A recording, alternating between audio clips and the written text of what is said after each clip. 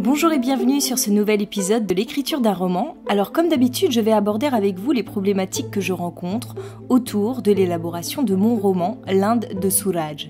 Le but de ce podcast est de partager avec vous mon processus créatif en train de se faire. Pour ça, je m'enregistre quotidiennement après chaque séance d'écriture. Ceci est donc la retranscription spontanée, mais non pas exhaustive de mon travail, avec mes différentes techniques, mes doutes et mes réflexions. Comme vous l'avez peut-être remarqué, il y a un peu plus de 2 mois de décalage entre mes enregistrements et les diffusions. J'essaye de rattraper ce retard, mais en attendant, petit retour en arrière. Bonne écoute à vous.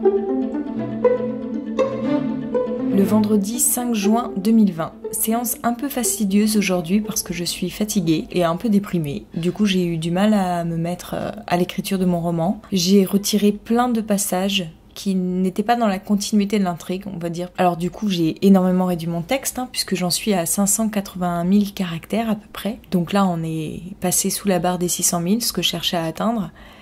Mais j'ai retiré des passages que j'adorais. Alors pour l'instant, j'ai lag et je pense que je remettrai après. Le but, c'est vraiment de trouver la colonne vertébrale de la deuxième partie de mon livre qui part un peu dans tous les sens, pour que vraiment l'histoire soit recentrée autour de l'intrigue entre Suraj et Olivia. Le reste, c'est que secondaire en fait. Et c'est ce qui fait que ça pèse sur le livre, c'est ce qui fait que c'est ennuyeux. Mais bon, du coup, je me suis débarrassée de moments que j'adorais, sur lesquels j'ai beaucoup travaillé auparavant. En fait, je fais ça en fonction des petits résumés que je fais de mémoire à chaque fois, et ils révèlent très clairement les passages qui sont en trop. Donc je vais continuer demain à faire un résumé à partir de leur retour à Narayanpur et je vais voir ce qui va en sortir. J'ai peur que l'histoire comme ça, amputée de ces parties que j'affectionne, perde tout son intérêt. Mais en même temps, si j'arrive à faire un livre de 600 000 caractères, condensé et bien construit, c'est beaucoup mieux que de faire un livre d'1 million de caractères où ça se délite, où c'est plat. J'espère que je travaillerai mieux dessus demain. Le samedi 6 juin 2020, je viens de faire une bonne séance d'écriture, pas très longue certes, puisque je dois m'arrêter un peu plus tôt aujourd'hui parce que j'ai d'autres impératifs, mais c'était assez constructif. Je suis en train de reprendre le roman à partir du moment où ils arrivent à Narayanpur pour la première fois. Donc je suis en train de tout relire à partir de ce moment-là et je reprends le texte en même temps. C'est un peu redondant par rapport à l'étape sur laquelle j'ai précédemment travaillé, mais c'est utile pour me remettre bien le texte en tête. Car comme j'ai fait des changements, j'ai envie de voir si ça fonctionne tel quel à présent. Par rapport à mes 3 bêta-lectrices, aucune m'a encore fait de retour. Je trouve que c'est pas très bon signe pour le moment. Et une des 3 ne me répond même plus, ce que je trouve pas très respectueux. Je pense qu'elle avait pris contact avec moi juste en tant que correctrice et qu'elle cherche à obtenir du boulot par ce biais-là. Et comme elle a vu que je n'étais pas prête à faire appel à ses services, elle a laissé tomber. C'est pas très sérieux quand même. C'est les aléas de la bêta-lecture avec des gens qu'on ne connaît pas en même temps. En ce moment, je me pose plein de questions sur mon roman, parce que j'ai enlevé quand même beaucoup de passages auxquels je tenais particulièrement, qui parlaient beaucoup de la culture. J'ai l'impression de le dépouiller de son âme en retirant ces passages-là. Et d'un autre côté, ils sont tellement éloignés de l'intrigue que ça fonctionne pas très bien dans le cours du récit, de les laisser. Alors une fois que j'aurai tout fini, j'aimerais voir qu'est-ce que je peux réintroduire, à quel moment, comment ça pourrait s'imbriquer dans l'intrigue. Mais si ça se trouve, c'est pas sûr que je puisse le faire pour la plupart d'entre eux. Le samedi 6 juin 2020.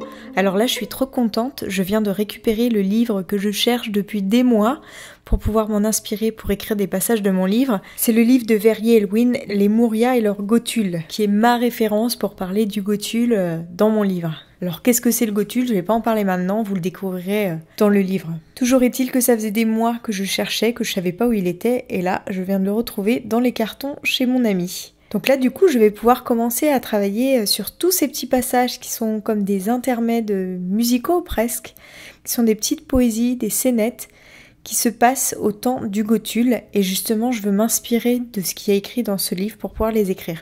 Parce que je les ai quasiment toutes écrites. Il y en a 2 ou 3 qui sont un peu faibles par rapport aux autres. Et il y en a une qui me manque totalement, pour laquelle je suis absolument pas inspirée. Donc là, je pense qu'en relisant ce livre, je vais trouver des sources d'inspiration. le dimanche 7 juin 2020. Alors j'avais commencé par continuer ma relecture à partir de la page 89. Et puis je suis tombée sur une scène entre Kumar et Suraj qui parlent de leurs souvenirs au sein du Gothul. Et là, il me manque un élément parce que je n'ai pas de souvenirs à partager. Et là, j'attendais de pouvoir retomber sur le livre de Verrier et Lewin, Maison des jeunes chez les Moria. Et là, enfin, je l'ai entre les mains. Donc je me suis attelée à le relire intégralement. Et je prends plein de notes. Donc non seulement il décrit avec précision la vie au sein du Gothul, sa fonction, etc. Mais il parle aussi de tout ce qui entoure la culture Moria, notamment des paysages. Donc ça peut aussi me servir pour enrichir mon récit. Par exemple, il dit que le territoire est recouvert de bois de salle. Alors moi j'avais repéré que c'était toujours un peu les mêmes genres de bois, mais j'avais pas été capable de trouver quelle était la race des arbres qui étaient dans cette région. Et donc là ça y est, j'ai ma réponse, donc je vais pouvoir l'utiliser dans d'autres endroits de mon roman. C'est vraiment très riche comme lecture et je prends des notes aussi sur d'autres livres que je pourrais lire et qui pourraient enrichir d'autant plus mon roman. Si jamais j'ai vraiment beaucoup de notes et beaucoup de choses intéressantes, je pense que mes petites scénettes autour du Gothul vont se multiplier. Ça pourrait être bien qu'elles arrivent après la fin de chaque chapitre. Mais ça dépendra un petit peu de ce que j'arrive à trouver dans le livre et de ce qui m'inspire aussi. On va s'arrêter là pour aujourd'hui et je vous donne rendez-vous samedi prochain pour un nouvel épisode. Si vous avez aimé, n'hésitez pas à vous abonner au podcast ou même à le partager autour de vous. Et pour échanger avec moi, ça se passe sur Instagram où vous me retrouverez sous le nom d'Aurélia Horner. À bientôt!